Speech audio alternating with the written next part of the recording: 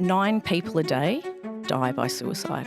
They say approximately 135 people are impacted for every single one suicide. In this episode, we're talking about suicide with lived experienced practitioner Karissa Lewis. Karissa goes into the homes and sits with people directly after someone they know has died by suicide. One of the most beautiful things that you can say is, what is a way I could show up for you that would be meaningful? What do you say to kids? When they know that I was them and they're like, how old are you? And I'm like, I'm 50. I was your age. And they're like, and you're alive now. Mm-hmm. In my mother's note, she wrote that we were all better off without her.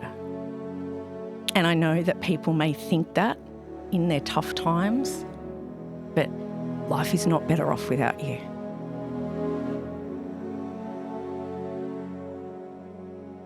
Well, this is a privilege. I've only spoken to Karissa, our guest lecturer today. I've only spoken to Karissa once on the phone, but never have I left a conversation being as blown away as I was when I spoke to you, Karissa, for so many reasons. And I remember coming straight into the office and telling everyone, we have to get Karissa on the Imperfects. Wow. So this is really exciting that it's happening. Thank you. Thanks. I already feel like this is, we sometimes do live events or we'll go and speak at as a 3 different things. And one of the common questions we get asked is... because aren't there tickets available for our tour at the end of the year? Yeah, that's true. That's true. At theimperfects.com.au? That's true, but they're not the events I'm talking about when we go and do like... Yeah. But that was the event I was talking about. Yeah, okay. Because tickets are available. But While we're on the subject. But one of the most commonly asked questions we get, or just chatting to people about our podcast is... Who's been one of the most incredible people we've ever met? I feel like we've known you for half an hour. I'm preempting our answer in the future to that question will be, with absolute full respect to everyone we've ever had on the podcast, Karissa Lewis is going to be mentioned quite a bit. Oh, that's really sweet. Thank you. No worries. How are you, Karissa? I can't believe that I'm sitting at this table with you all. I'm good. I'm thrilled. I love what you all do. I've been listening from day one, and I know it's not just the 3 of you, it's everyone here. You just do amazing work, and it's something that needs to be spread. And so I'm just so privileged. Thank you. That's nice to say. What we do is incredible. What you do is extraordinary, and I never met anyone who does what you do. And so I guess as a very broad overarching term today, we'll be talking about suicide, which is something that we haven't really... We've touched on it in various episodes before. Samuel Johnson was one of them, but we haven't really gone into it in depth. Yeah. And so I'm just going to, we've actually written, because we thought context of this episode is really important. It is. So we've written a little bit of a longer intro just so people understand why we're doing this. Fab. So I'm just going to read that now. Yes. Suicide is incredibly common in Australia, and a significant risk factor of your own suicide can be being impacted by the suicide of someone you love, know, or care about. In this episode, we're talking about suicide with lived experienced practitioner Karissa Lewis. Karissa goes into the homes and sits with people directly after someone they know has died by suicide. This is postvention work, and by its nature, it's also important prevention work as well. Today you'll hear Karissa's story, but this episode is really for the people who are still here and are struggling after someone they know has died by suicide. It's for anyone in the impact zone of suicide, for the friends and family of those people who want to support them. We will talk through what practically happens directly after someone dies by suicide, the impact on the person who discovers them, how their trauma and grief develop over time, as well as the trauma and grief of those close to the person who has died and who are physically close or involved at the time it happened. We will talk through the stigmas family and friends face, the impact suicide notes can have on those left behind, and how they cope with the question of why. We will talk through how they grieve, how blame, guilt, trauma and grief can intersect, and then how they begin to heal, as well as how to sit with and support someone you know who has been impacted by suicide. The impact of suicide is wide-reaching, but so often the aftermath isn't spoken about. When we don't speak, stigma thrives and shame is cultivated. So we're going to try to break it apart, piece by piece. I remember as a 18-year-old, one of my best friends from school, one of their parents died by suicide, and it was one of those friendships where I was always at their house or they're always at my house. Mm. And I just found myself, my memory's a little bit hazy, but it was either the night after or maybe 2 nights after sitting in the home with the family. And How old were you? I would have been 18. Wow. And it was my first ever really experience of anything like that. And I don't remember what was said. I remember a lot of tears, and I remember just sort of sitting there, and I was there for quite a long time. But it's an experience and a moment that will be with me forever. In a weird way, it almost felt like a bit of a privilege to be sitting in that room, to feel comfortable there. But Very much so. I don't remember saying anything, but I do remember, I'll never forget that moment. Now, this is what you do day in, day out. You go into people's homes. I know there are so many questions that we have on this, but just before we do that, I mean, would you be able to set the scene for us as far as statistics in Australia right now around suicide? Just as further context to this conversation. Sure. 9 people a day, 9 people in Australia a day die by suicide. It's the leading cause of death for 15 to 44-year-olds in Australia. Wow. And of the 9 people that die by suicide, they say approximately 135 people are impacted for every single one suicide. Wow. Um, And to state the obvious, that is obviously family, friends. It could be people at a school, workplace, sports club. It's huge. Witnesses, first responders. Yep. Yeah. I guess that's the impact zone that we mentioned in the intro. That's like the... Oh, yeah. Mm-hmm. Yes. And it may sound like a lot, but I think in quite a lot of cases it's even more. Mm-hmm. Because you don't even think about the people that you know. You just, there's so many people in people's circles. And because it's the stigma around suicide and people not talking about it as much, some of those people are left wondering whether they even have a right to grieve. So like if they were close enough to the person or something? Yeah. So people who witness a suicide, and I'm sure that you can imagine the complexity of that, Yeah. where you don't know that person's name. Also with celebrity suicides, an example of that would be Robin Williams. A lot of people were grieving because they didn't know him in the flesh, they got to really know him and fall in love with how amazing he was. And so that's another example of people who are grieving but actually don't feel they have the right to. And so I'm assuming from just the implication is that, of course, everyone has a right Correct. to grieve. Yeah. Yeah. If you're able to love or like, you are definitely able to grieve. So can we hear your story? So you're a fascinating person. There's a reason you do this work, obviously. What's your story? So in 1985, when I was 10 years old, my mother died by suicide. She was a single mum and had 3 young children. So my sister, also my best friend, was 12. I was 10 and our little brother was 3. And we'd gone on holidays to our dad's.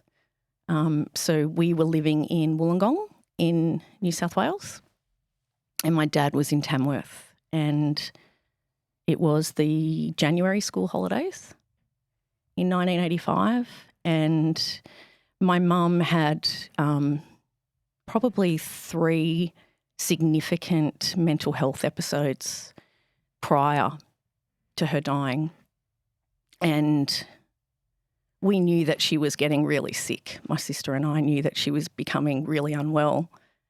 Not that we had any literacy or anything around that. If you don't mind me asking, what were you noticing and what were you seeing in your mum that made you think that? She drank a lot. Mum used alcohol as a coping mechanism, and she was drinking a lot and not seeing her family. So her mother and brother lived in Wollongong as well, And we weren't going there as much, and she was drinking more.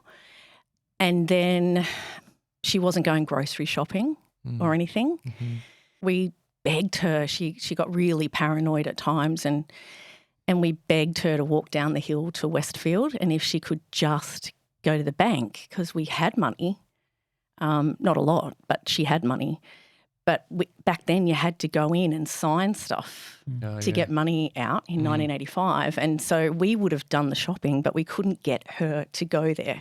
She was so paranoid and just not well. So we got her all the way down, because we walked to Westfield a lot in Wollongong. And we walked down, and as soon as the doors opened, you know, the big like Westfield doors, she just bolted. Mm-hmm. And so we're like, oh, far out, this is not good. And David needed to eat. And So yeah, what do you mean she bolted? She is in... was not going to go into the shopping centre to Ran get the away. money out of the bank that we needed in order to feed us. Right. So Because she didn't want... just so unwell, just paranoid. People were looking, people were staring at her. Okay. Were Yeah. they staring at her, or was that her perception? No, they weren't staring at her. No, she was just very, very unwell. Mm-hmm. She was diagnosed as having manic depression, which is now known as bipolar. So, yeah, we thought we'd sort of stretched our time, and we knew we were in a bit of trouble because David's stomach started to get bigger, you know. Yeah. And then it was one day walking home from school, and my little brother was in the creek and he had leeches on his legs. And we were like, shit, we're in trouble here. Anyway, so I got my sister to, we lived in units, like a set of units, and I got her to knock on the next door neighbour. It was a house. And I got her to knock on the door and keep them busy while I stole some money out of their house so I could go and buy some fish pieces around the corner, and we fed Dave. Wow. For a couple of days. Yeah, so then my uncle came round, who was not a nice human either. Was that her brother? Yeah. Yeah. And, you know, they have a story, as we all know. They were all sent to boarding school at 5, things like that. So, and then he took her away, and that was the last time. I remember her waving goodbye in the car. It was the last time I saw her. Yeah. And she knew she was so unwell. Oh. Yeah, as we all did. Yeah. Did you know, waving goodbye to her, that might be the last time? Was there a sense of... I knew there was doom. There was definitely a darkness. But that was probably more because we knew that we'd be spending time with her brother, which never meant wonderful things. Okay. Yeah, he was very violent and angry and a drinker as well. So I guess we just sort of thought, where's this going to take us, you know? You said at the start that you were at your dad's place when it happened. Was your dad very present in your life, or not really? It was just kind of you happened to be there at that stage? Well, the reason Mum and Dad separated, and my father is still alive, we are estranged, is that he was 34 and he left with a girl who was in a school uniform, who I think was 17. Wow. Yeah. Okay. So my mum was never allowed to work. She wasn't allowed to drive, complete and utter coercive control. And all she was allowed to do was drink. And that's what they both did well. Yeah, so she had no support at all, and he took her away from her family all the time. You know, we moved a lot. We went to 11 schools before year 7. So, Do you remember being told that your mum was no longer, that she died? yeah. So, as I said, it was the January school holidays. So we were with Dad. And at this time, it was just my brother and I that went to Dad's, and Kanina did not want to leave. Yes, she has a beautiful name, Kanina. Kanina. She didn't want to leave Mum because she was in hospital in a psychiatric ward, and my sister stayed at my uncle's that we spoke about, and she would visit my mum every day and sit outside while she had shock treatment. And anyway, my father, who you'll hear through this, is not the most incredible man, but he rang my sister and said, "You need to get up here on holidays because the kids are missing you." And she said, "I want to stay with Mum." And he said, "You need to get here and, you know, basically look after these two." And she did. And then 2 days, 3 days later, Mum took her life. Oh, my God. Yeah. And back then, you could just sign out of a hospital. She took herself out of hospital. We were not informed. No one was informed. And then when we hadn't heard from her, the police were called and, yeah, she'd taken a life. Thanks for sharing that story. It has to be shared. People have to see the impact of suicide because, sadly, in my mother's note, she wrote that we were all better off without her because that's what she thought. And so I hope that people who listen to this, we're not better off without you. Yeah.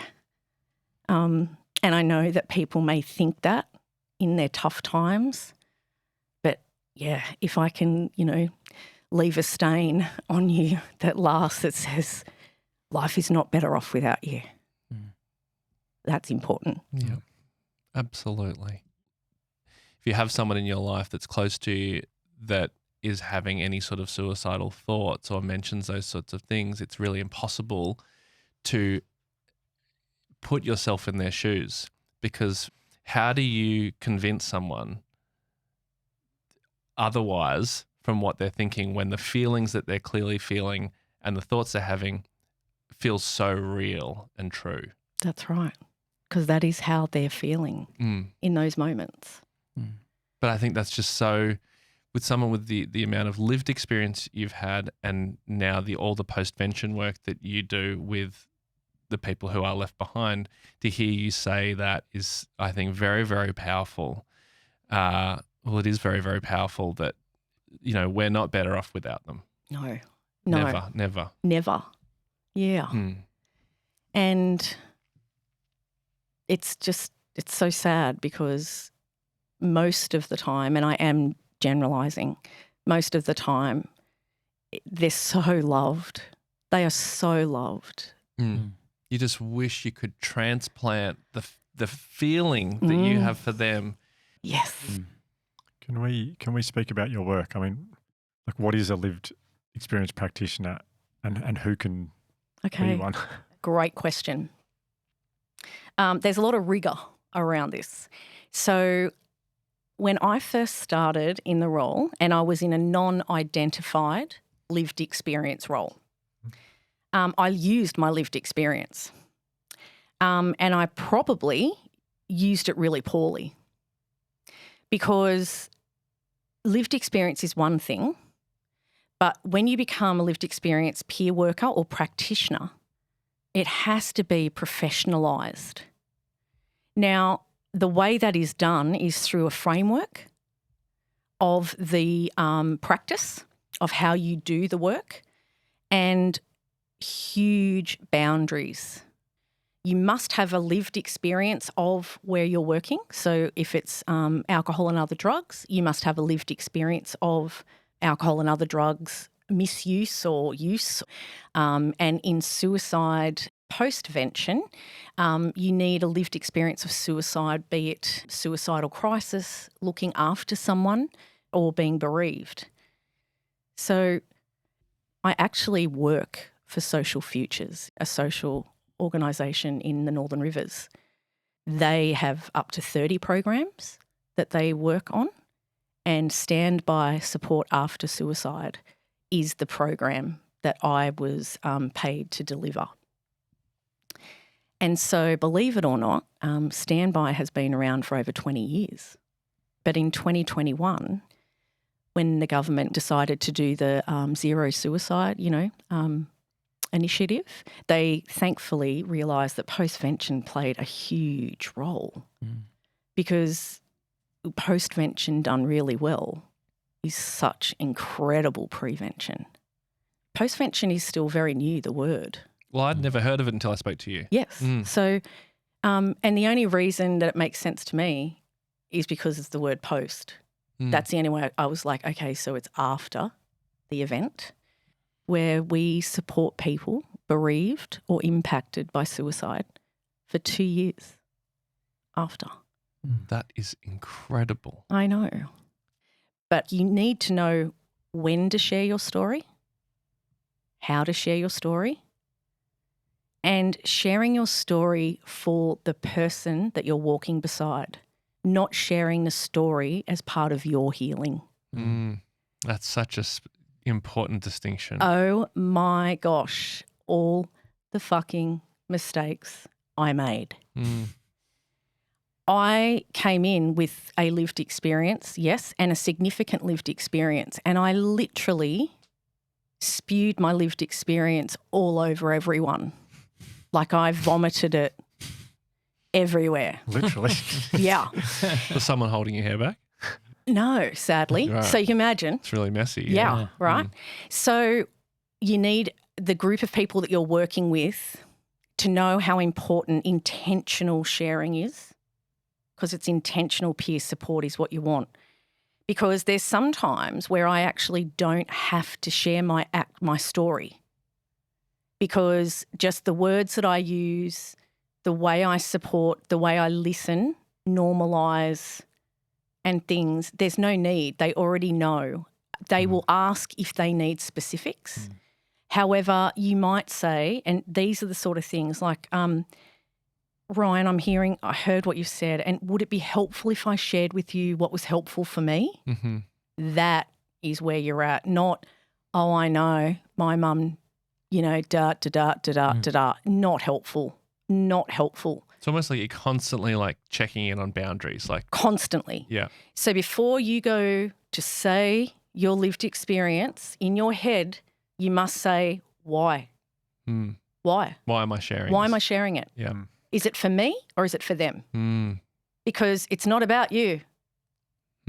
And takes ages. And I think you have to fall. I think you have to break your boundaries. Like, for example, accidentally, I got very, very, very impacted by a huge community impact from a suicide in my work, and very impacted, and didn't know, because quite often the vicarious trauma you don't realise. And in our work, it's not about will you get vicarious trauma, it's when. So what we have to do, and that's why we don't talk about means or method, right? That's why there are guidelines around this, because vicarious trauma is real, and it can really, put you out of action for a long time. So whilst I would have said that you don't professionalise lived experience, oh yes, you fucking do, because you can cause more harm to the person and to yourself if you don't have boundaries. Yeah. Who professionalises it? Do you go to learn somewhere? So you can, yeah. So there is a Cert 4 in peer work now. Very, very great, like 12-month course. We do a lot of in-house training with ours, and got to make sure that people are well enough, in their recovery and in their healing. And it's okay if they're not, because it's lived and living experience, but you need to know where people are at. Yeah. And, I could, sadly get unwell myself again, and it needs to be okay and normalised, and that's where my wellbeing plan and things like that are so important. And the lived experience, they say it needs to be life-changing or changed your outlook on life. As a criteria. Yeah, kind of. It's. I hate talking about criteria. I mean, lived experience is lived experience, right? But what I mean is that it has to have, changed your views or changed your life. you know. Yep. And then professionalised via training. I have external supervision, and I also have upline supervision from my work, and I also have mentors, you know, which I would be nowhere without. Yeah. And so what does that actually look like? Like literally from the moment that you're called to for want of a better term, job, or to a family, like what happens? Yeah, so when someone does find their loved one, and, you know, that's generally around their home, but I am, again, like that is a generalisation. Yeah, there's no words for how that would be, being the person to find your loved one. Yeah. And so from there, they generally call 000. And the really sad thing is that quite often the operator may guide them through resuscitation steps because there are a chance they could be alive. And that is so impactful on people, you know, apart from the shock. And when you go into shock, you lose all cognition. Yeah. You know, so that is a really big thing. And I'm sure I don't have to go into why. You can imagine how heartbreaking that would be. And sadly, what happens a lot of the time is that you're not the only one home.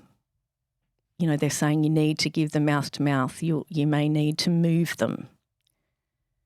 And then you may have family around while that's happening because it is chaotic. You want So your kids. person, Yeah. watching, listening, you know. Oh, God. And yeah, I you know, I think you all understand the impact that would have on anyone, no matter child, adult. And then from there, it is chaos. That's police, there's ambulance, there's family, there's coroners. It is like nothing you could imagine.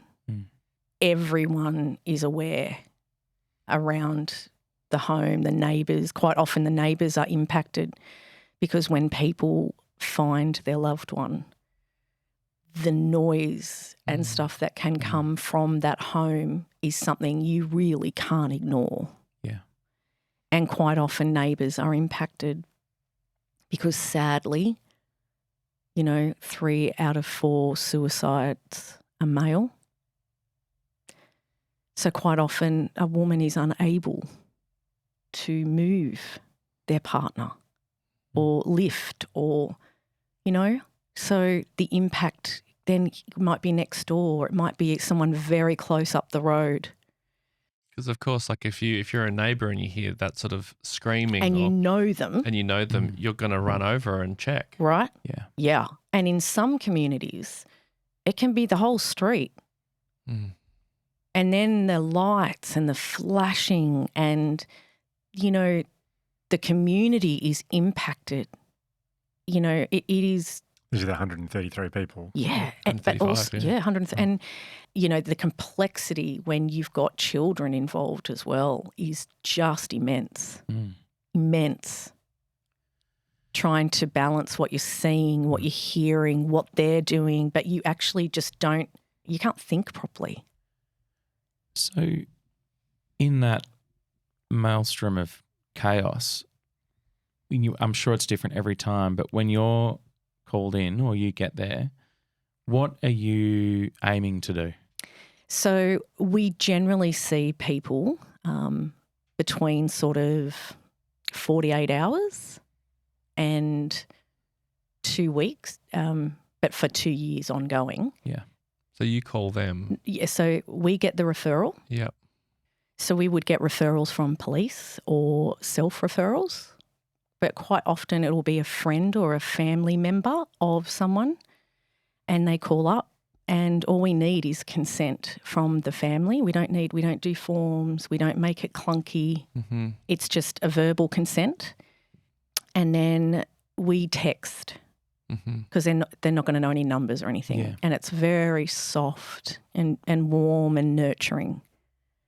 and just explaining who we are and what we do, and that the referral came from whoever.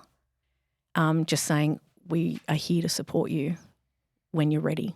Oh, like an angel. I just cannot even imagine the confusion and, like you say, chaos, and just like you'd just be like, someone help me. Someone tell me what to do. And no one probably can, is what you're thinking. No one can. And then for someone to get a text message out of the blue of someone saying like, I'm here for you, I can support you. Yeah. Is it received like that? Yeah. Yep. Yeah. I mean, we spend a lot of time on how the message looks, how it reads, and I used my lived experience all the time to say, you know, I don't know exactly what you're going through, but I'm here. And I see you and I hear you, and we're going to support you. Wow. Yeah. Another situation which I don't know if this is more common than it used to be, but I can only assume that it is when a suicide affects a school community. Like that's just heartbreaking. And I know of a school recently, I think it was maybe just when I spoke to you on the phone. It was. If a student dies by suicide, how the school then communicates that to students, to parents, how the parents talk to the kids, what the kids say to each other, how that the impact zone of a school. Mm-hmm. Will you go into schools as well? Absolutely. Yeah.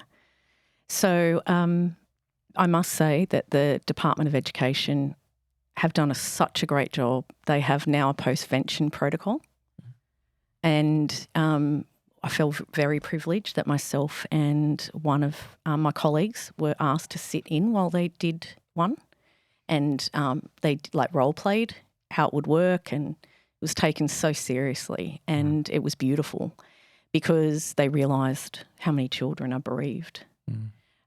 So, yeah, school impact.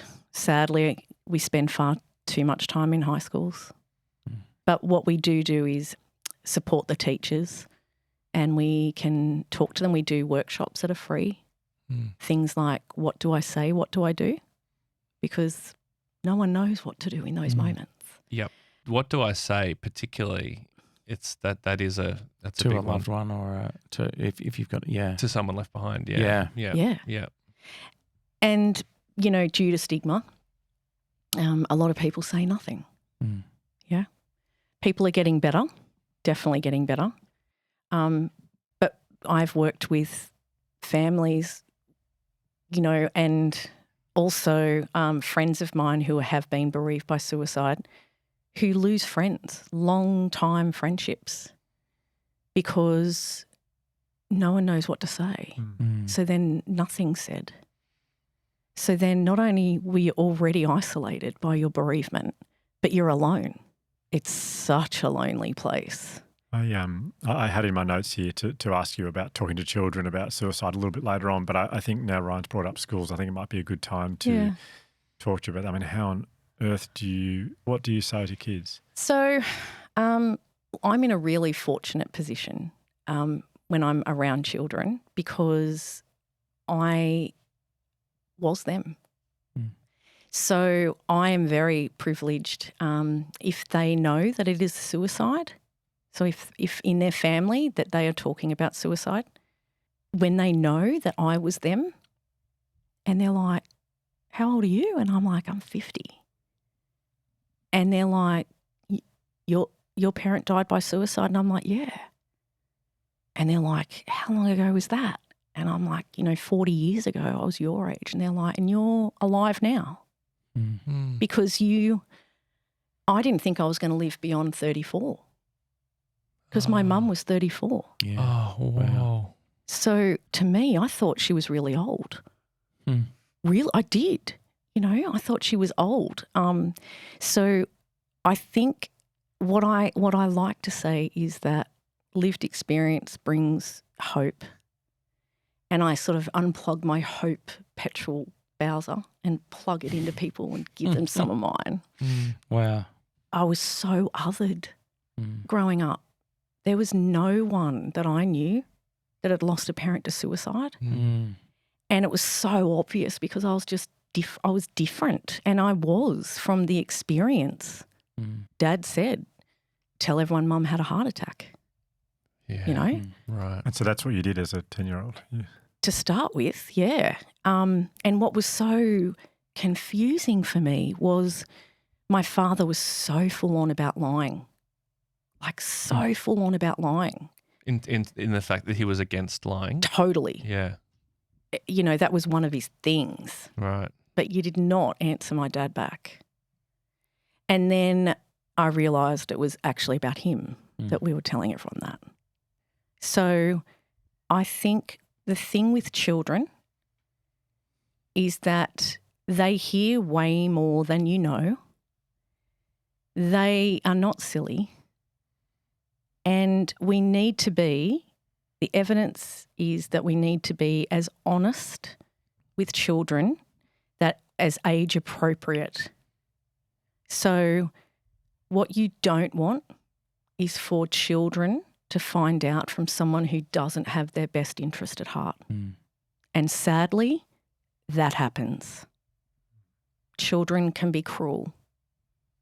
And you don't want your child to find out from someone who is going to bully them or tell them stuff. Oh, Yeah. And it happens. I bet. So I would really love at this moment to plug one of the most incredible, it's called the National Centre for Childhood Grief, shortened to NCCG. Hopefully we can add that to the notes. Mm-hmm. Yeah. They are self-funded. They are the only organisation nationally that look after children and childhood grief. Whoa. And they do some of the most incredible work. They don't just do suicide bereavement. They do bereavement of any close central person to a child. So any caregiver, grandmother, sibling. And I was fortunate enough to do some training with them, and oh my gosh, they know their stuff. So a child will go and spend time there? Yeah, with their mum or dad or whomever, and they get specialised grief, support. And it is completely child appropriate. And a lot of stuff is online. You can look at for telling your children as well. So they have resources. Oh, yeah. Because I was about to say to be specific, it's when I totally understand and agree that you have to be honest, but there's a big hole there of like what is appropriate for my child at certain ages. Yes. Yeah, so that's a resource for that. Absolutely. Right. Brilliant. Also on the Standby Support After Suicide website. Okay. And I'm not just plugging it because it's who I work for or work with. The resources are incredible. It's got workplace toolkits. So if in a workplace someone dies by suicide, this is what you do in the first 8 hours, the next 8 hours, the first week. Like it's really Amazing. well done. So the information is out there and it's free. We go to workplaces and do group support for people. It's such an interesting point you made about the age at which it occurs of the parent. My friend is a surgeon and he said he made a realisation a few years into doing it that when he was speaking to someone who was really ill, their expectation of life was actually dictated by their parents' age of death. And he said it's now the first question he asks is, how old were your parents when they passed away? Wow. Because it guides the whole way he'll have the conversation of what comes next. And I'd never really considered that for a child and how it feels like when the death was a suicide, it would be emphasized even more for some reason. And when it's not talked about, it would become like a mysterious looming future as opposed to with so many other illnesses. And I don't know, I wanted to put something to you and see if this worked, but it was something I was thinking about earlier today in that we talk about someone might get cancer and we say, or we assume, or there's a sort of idea that for many people with cancer, tragically, that culminates in death. But we don't think of people getting the illness or a disease of depression, and that for some people the culmination of that is death. But it seems like it's a very similar process that needs to be discussed openly Yes. in those terms, Yes. as opposed to this mysterious looming thing that might happen. Absolutely. Yes. That is exactly it. Another good question, Josh. Absolutely, because that is the whole point, is that as Australians, we've never taught or talked about grief. Yet it's so, we are all going to die.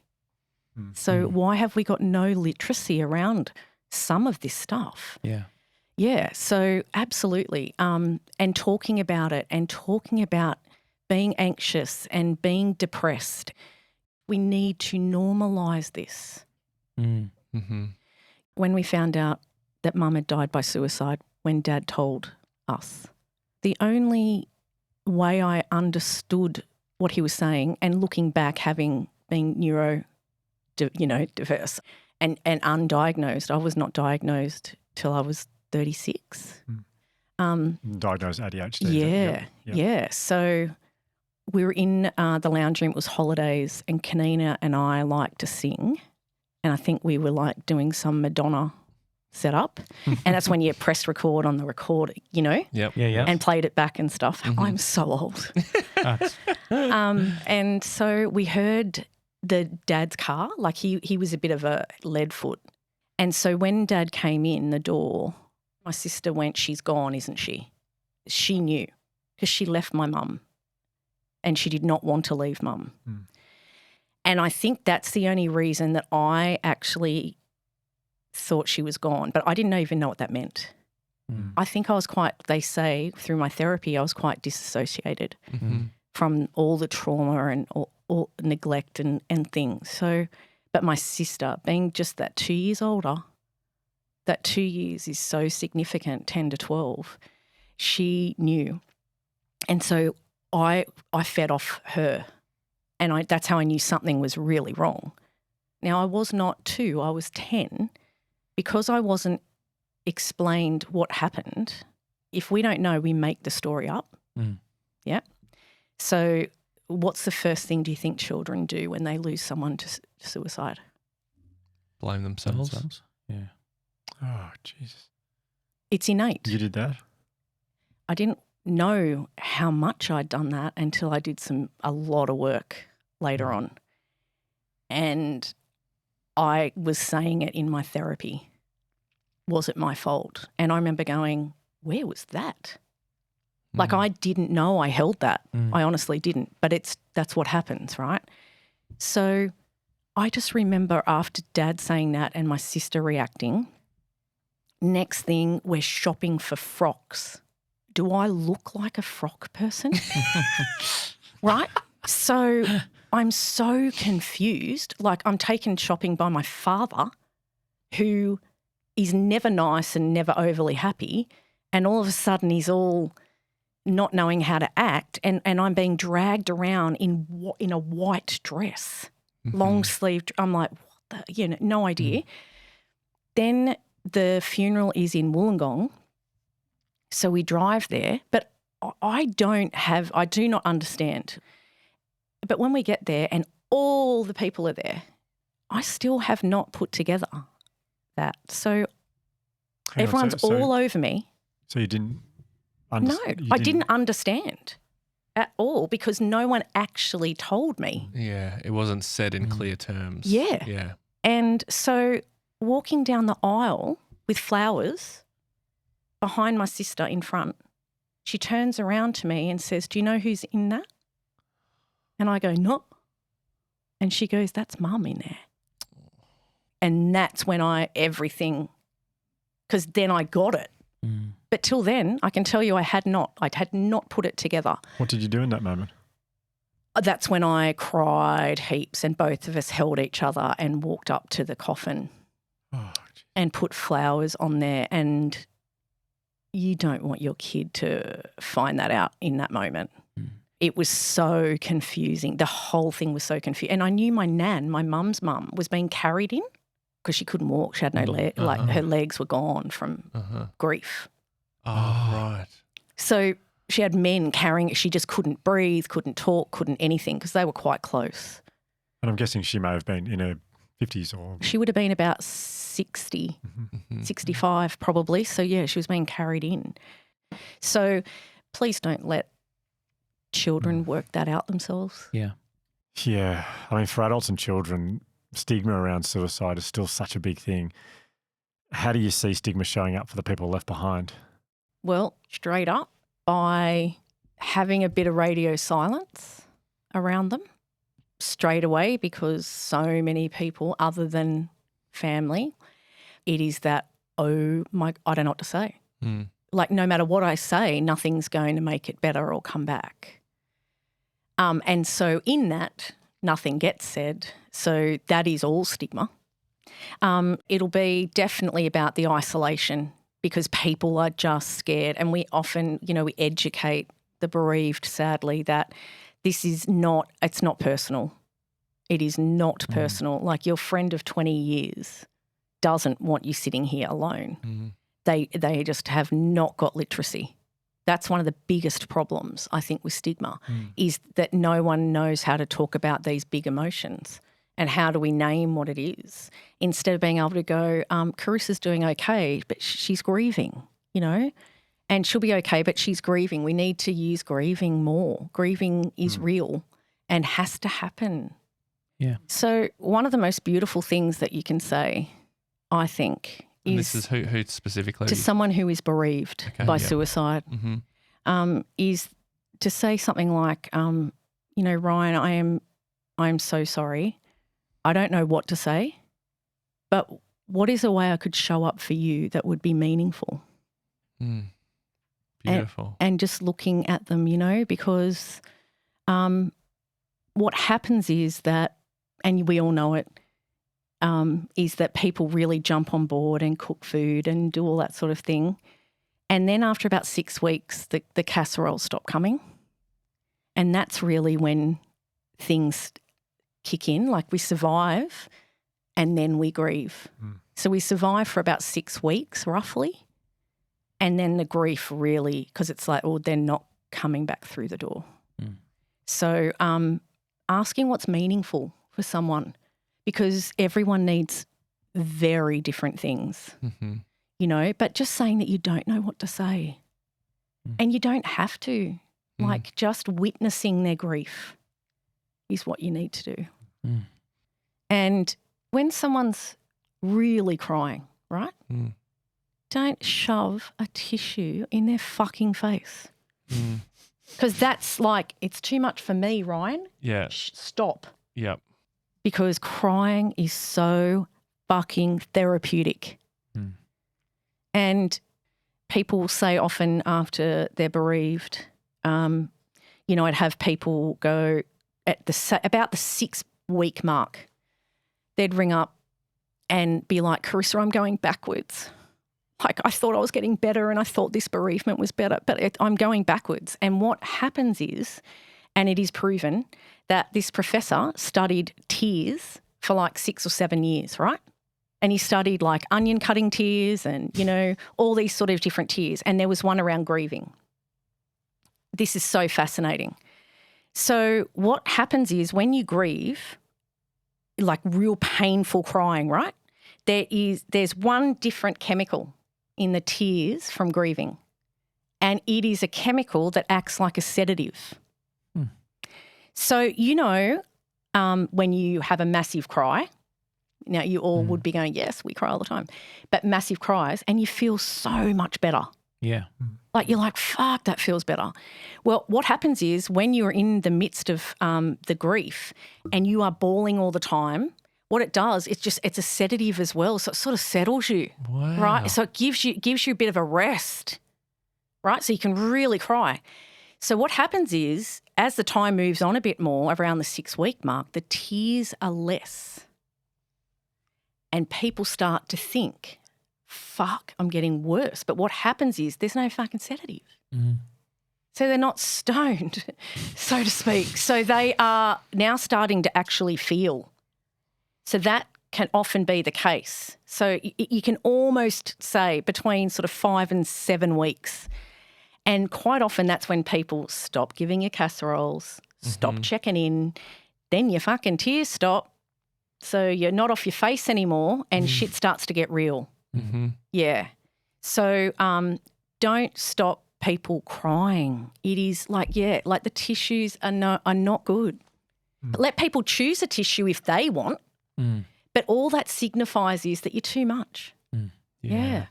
Another concept that is brought up after a suicide, I think, is often the selfish, that it's that idea of it being selfish or of the person even being crazy. Mm-hmm.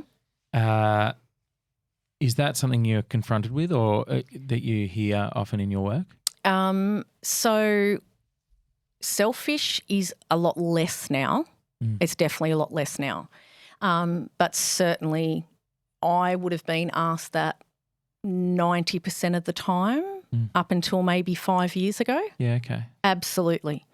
So, people would say, do you think your mum was really selfish? Like, I can't believe people would even ask that. That's wild. But that is just, again, fear and lack of knowledge. But yes, so my mother definitely, like my dad's words for years were, she was MAD. I've heard so many things that are not okay that are said to people who are bereaved. Some people would ring up and would talk to me about how their best friend would tell them to get over it. They'd had enough time. And sadly, I did hear of a survey that was done in Australia many years ago.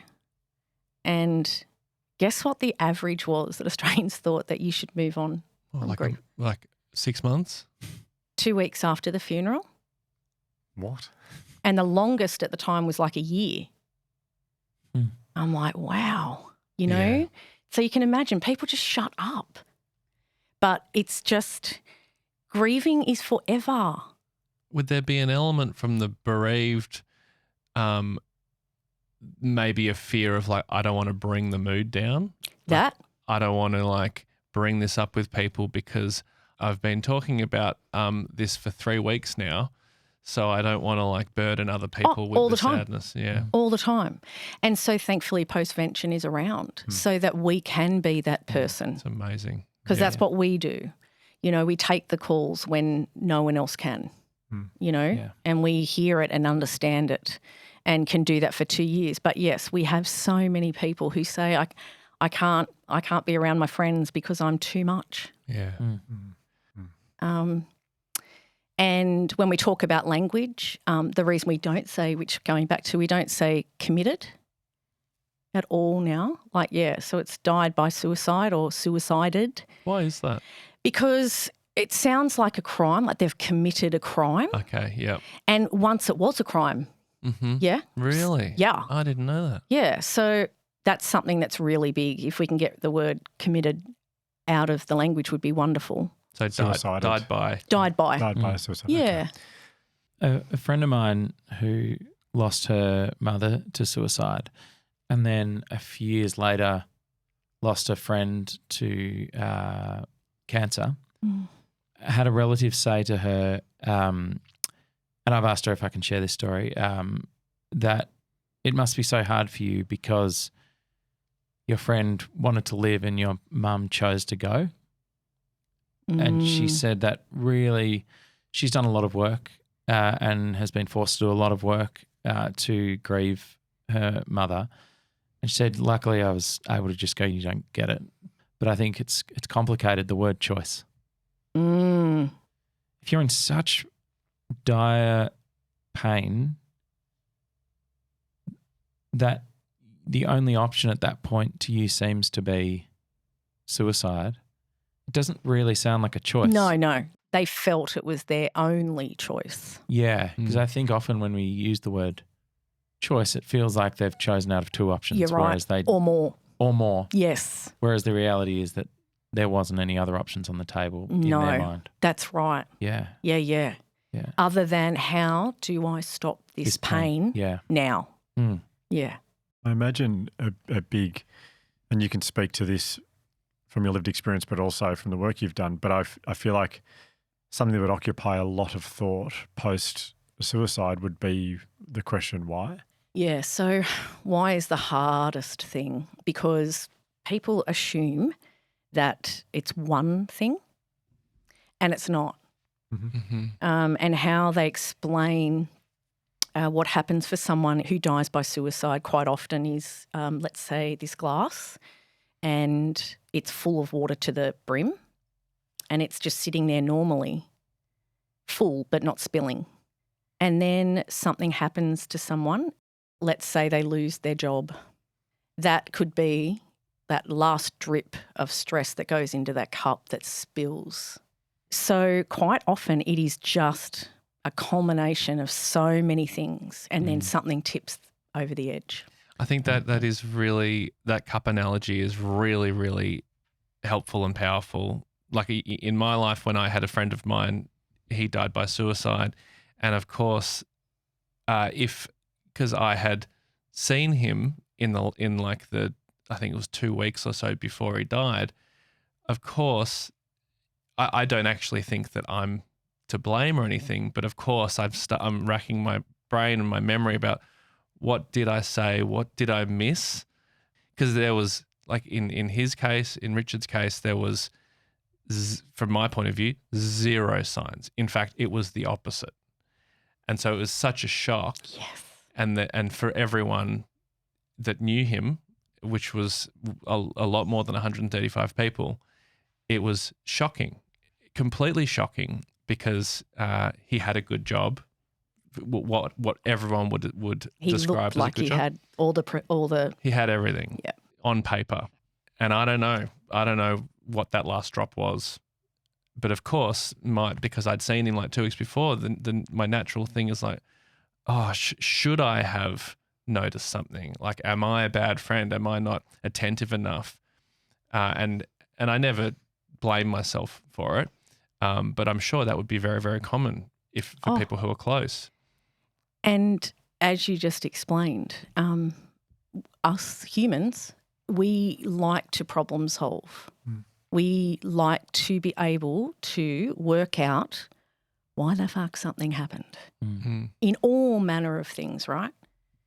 And especially, would you believe, in suicide? So people, they need to blame. It's not nice not knowing. Yeah. Right? Yeah. And we need to be able to put it away. So we've got to blame something. And sadly, more often than not, we blame ourselves, which then just leads into the isolation, loneliness, bad coping behaviours, et cetera, et cetera. Yeah. So the why is the difference between a death other than suicide and a suicide death. I am fortunate that I believe that I know the why, and the why was that my mother was in so much pain. So you either come to a conclusion yourself as to why, or you live wondering. I accepted it. I don't know when I did, but I did. And I think that's where you kind of would be nice to get to, if you could get to the acceptance. I mean, we're talking 40 years for me. Yeah. You know, so that's the hardest bit. And just remembering that in most cases, the pain was so significant for the person, they just wanted it to stop. If someone in your life voices to you or says to you that they're thinking about suicide, or they're having suicidal ideations, or they've been able and felt safe enough to say to you, I'm better off not here. What can we say? What can we do? Yep. Is firstly believe them.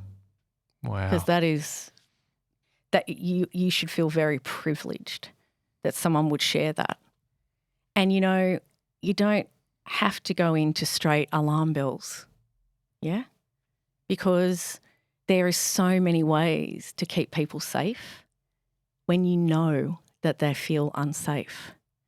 The reason people don't tell people that they're feeling suicidal is because people generally will freak out, right?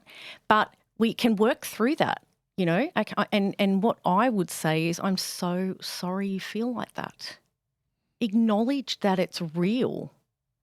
Most of the time, people in any kind of stress want validation for how they're feeling, you know.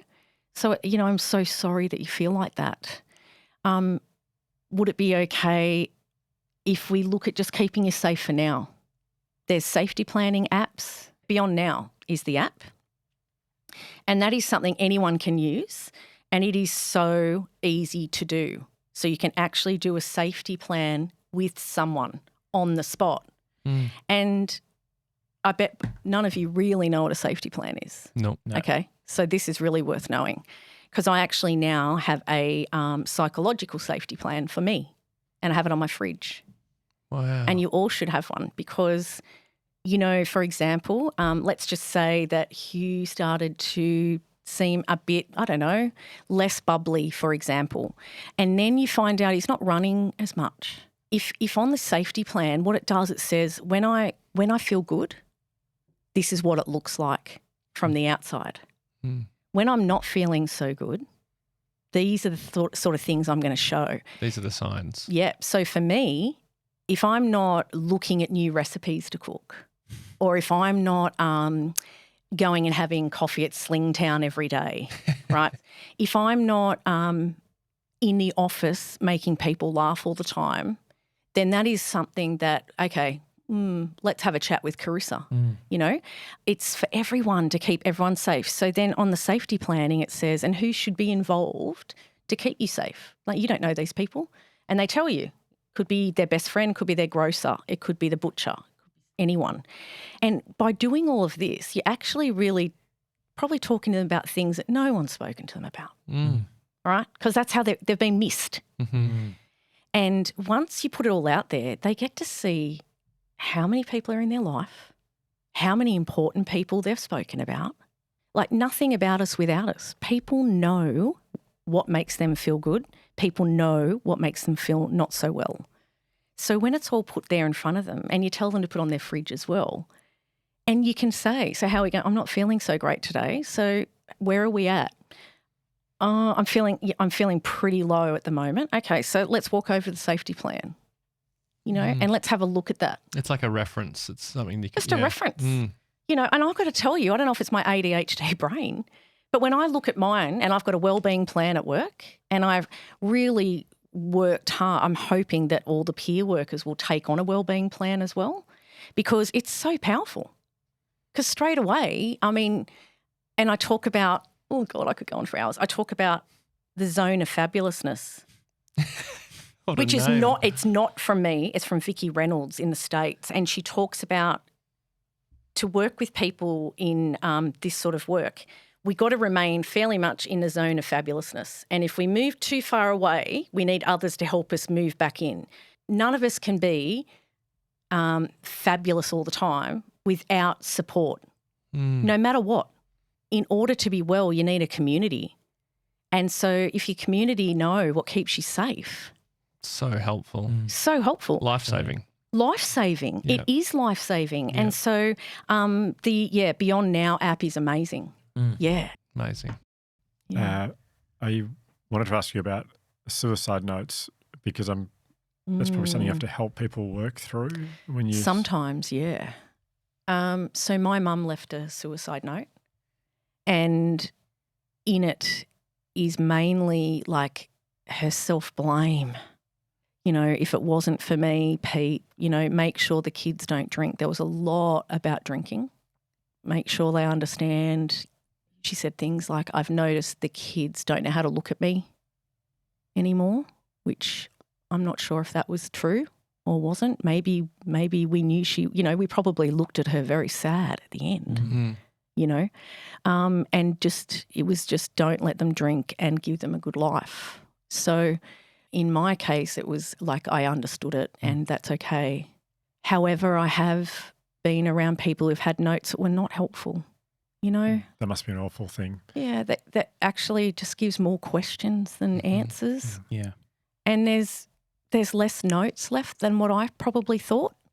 But, so many people who die by suicide, in the 12 months leading up to their death, I think it's roughly 60% of people have not checked in with any kind of health, like GP or allied health or anything. They're so solo doing it on their own. Mm. And that's what I don't want. We need families that are healthy. We need dads. We need husbands. We need men, that are healthy and yeah, I mean, women make attempts on their life far more than men. However, men use more fatal, they really do it. I mean, when I spoke to you on the phone, first of all, I felt like I just got out of like this. It was like the huddle on a footy ground. I felt like my coach had just like spoken to me, and I hadn't heard someone swear that much in a long time. Yeah, I'm being really good. You're really reining it in for that. Oh, I so am. Yeah. But like you said to me at the start of the phone call, Ryan, I apologize in advance. I swear like a banshee. Yep. I'd never met a banshee, but I can only assume banshees swear heaps. Correct. That's right. But it felt like a real wake up call, the way you were talking to me about this, and particularly around the subject of men. Yeah. Because obviously the kind of cliche classic thing forever has been like, men, just get on with it. That's that thing where it's like bottle it up, don't show weakness. And certainly not if you're like a boss or if you're a leader, don't show weakness. Be strong and lead with strength. But clearly now we know the bottling up strategy don't work. Correct. But that is sort of the general belief, and definitely particularly depending on where you grow up or what your community is or what your work is, bottling up does seem like the best option for a lot of men. Yeah. And may I also say that the narrative is changing, right? So you always hear, oh, men don't talk, men don't this, right? They are getting so much better. Mm. They are talking, but this is where I could get onto a systemic issue, is that a male, and I'm trying not to be gendered here, okay, but the fact is this: if a man is having a mental health episode and they're not feeling safe, they get to an ER, the triage talks to them like they would talk to anyone. So, I mean, I can't imagine how some men feel when they get there and say, look, I'm not feeling great upstairs. Things are not going. And then next thing, they're pacing up and down an ER for 16 hours. So quite often what happens is that they will reach out for help, but where they land is not great. Mm-hmm. So, the best place for people having a mental health episode is not in an ER, and it's not in the back of a police car. So systemically we have to change that. And we are slowly, and lived experience is finally getting to have a lens over things so we can say, well, that doesn't work. We've done this and that doesn't work. So for a lot of men, I know it's just that where they land is not safe for them. And if you don't feel fucking safe, you are not going to share what is so a lot of people are embarrassed by what's going on in their head. Like, come on, we need better than that. We can do better. Yep. We need to do better because sadly, some of the people that I sit in lounge rooms with, their husband did ask for help. He did go to the hospital. He did rock up at ER. He did try all those things. But then, the waiting lists, the cost for medication, they don't want to tell their workplace, right? How am I going to tell them? Because I've got to provide, because apparently that's what we've all done to men. It's just so tough when they're constantly told to suck it up. And my dad did it to me. Suck it up, have some cement, move it, unless there's blood everywhere, Karissa, get to school. Because we don't see it, because you can't see it. It's just so frustrating. And so if you can't see it, we need to start talking about it. And the thing that I think one of the biggest things I've learned and realized since doing therapy, even doing this podcast, is the thing that you think is very fucking weird and unique that you think no one else is going through, and it's like your own experience is like, oh God, I can't talk to anyone. It's embarrassing. I'm going to be judged.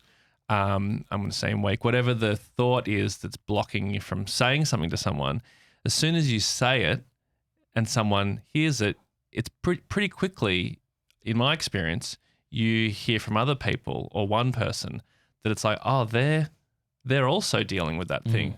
Right. And it's not as unique as you thought it was. It's Correct. actually a very, very common experience. We're a lot more similar than we probably We're think. imperfect. Thank you.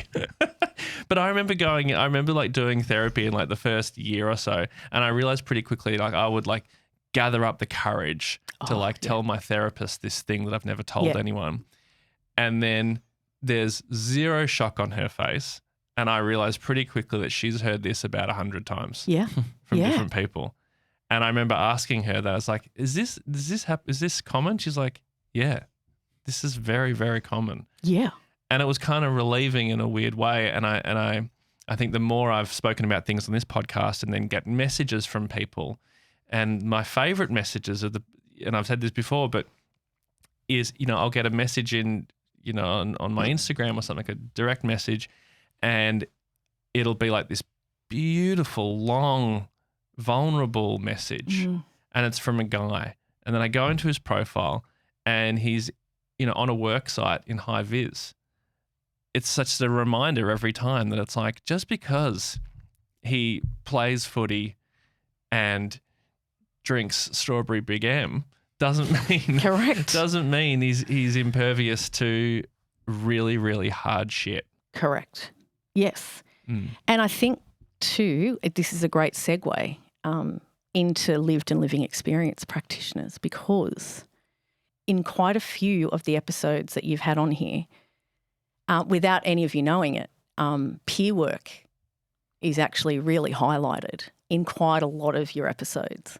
What have we peer highlighted? work. So peer work is, I am a peer worker. I'm a lived experience practitioner. Right. Okay, yeah. And slowly we're bringing on the peer workforce, because there is nothing like sitting with someone. Like, for example, when I got breast cancer, I was 39 and it was quite confronting, and I was 39. I just didn't know anyone around me who had that. So anyway, a friend said to me, Karissa, I have a friend of a friend of a friend who just had both her breasts off. Do you want to meet for coffee? And I went, yep. Why not? Sat down. That coffee meeting changed my whole experience. Because when you're speaking to someone who is living what you're living, because they use the right language, they say the right shit. So if men or women could actually, instead of going, fuck, I would go to a psychologist or, and can I say, I see 2 psychologists a month, and without clinicians, I don't know where I'd be. So I'm not anti-clinician, but what I am is holistic care, right? So there is nothing better than breaking the barriers than meeting someone who has walked the path you are just about to go through. There is nothing better. So many of us do not realise that the experiences that we have had in our lives, as bad as they have been or as good as they have been, are so much use for someone else. So much. Well, it's the podcast, like it's, people sit and listen to someone else tell a story that they can relate to. That's peer work. Yeah, so don't start me. I could go on about lived experience forever. I just have one last question. You walked into our office before we came to the studio, and the laughs you created per minute were Ryan Shelton-esque. Haven't even started. We haven't even talked about our farts yet. Karissa and I record our farts and send them to each other. Yeah. We don't. We absolutely don't. Never done that. Never will. No. Is laughter a part of what you do? Bringing laughter to I mean, how do you do that? Yeah, it's interesting. I just think that when people are telling their story, and I am so privileged to sit and listen, Of course, there's times where you can't. But quite often, you know, I want to know about their loved one. See, no one asks. Once they're gone, they're gone. Whereas I'll ask, you know, tell me about them. You know, and then they'll have a smile on their face straight away. So you get them, you know, because they're like, oh, okay. And then they start telling a story. And I like to leave people with some laughter and to always remember that don't just remember your loved one from this moment. People who die by suicide are just the most wonderful people, and more often than not are just so loved, and the stories that people talk about them and things. You know, prior to this, I worked with kids with cancer, and laughter is the best medicine. And it really is. So quite often I like to end where I can get them to at least smile, you know, and know that they will thrive again. They've got to have their body and grow around the grief. It never leaves. But this ball of grief will always be there, and it will rise and get hot and angry and infected at times. But you can learn to grow around it, and those times do get less and less. And that person would not want you to go down with what happened with them. They want us to thrive. And for me, I don't know. I always say to everyone when they go, how do you do what you do and with what you've been through? But for some reason, when anything is bad in my life, there's always, I always have this glimmer from the corner. It's just this tiny bit. I don't know how or why, but it's always enough for me to go, you know, you need to feel to heal, Karissa. So feel it, and because it will chase you if you don't. Mm-hmm. So I say to people that are working on being peer workers that hope and you just showing up, that's all it takes, and you can change a person's day, and in some cases you can change a person's life. Mm-hmm. We send, so Dr. M listens to the episodes before they come out, and I just found myself during that chat just imagining her, her response to this chat. Mm-hmm. It's been really, I mean, I've never heard anything like this before, and I think it was able to happen because you were able to share your story so beautifully at the start. Yeah. So thank you for doing that, and okay. Your family story and your mum's story, but also I just think for anyone who has found themselves in the impact zone, this is going to be quite something to listen to. Thank you. You are a fucking hero. I'm not a fucking hero. You fucking are, Karissa. Well, I fucking hope that I get to do some really cool shit moving forward with lived and living experience, because so many people need support and so many people can support people. Mm. And thank you so much for having me on here. You're the best. Thank you. Thank you. Thanks, Karissa. Thank you. Thanks for listening to today's show. As always, The Imperfects is recorded on the lands of the Wurundjeri people, and we pay our respects to elders past and present. Enjoyed this week's episode but want a little more? Then you might want to know that we have a brand new show called A Little More Imperfects over on Patreon. For a little bit of money, you'll get access to bonus episodes with the three of us every fortnight, early access to live events, plus other things that we haven't thought of yet, but when we do think of them, you'll get them. Visit patreon.com/The Imperfects. The Imperfects is not a licensed mental health service and is not a substitute for professional mental health advice, treatment or assessment. The advice given in this episode is general in nature, but if you're struggling, please see a healthcare professional or call Lifeline on 13 11 14.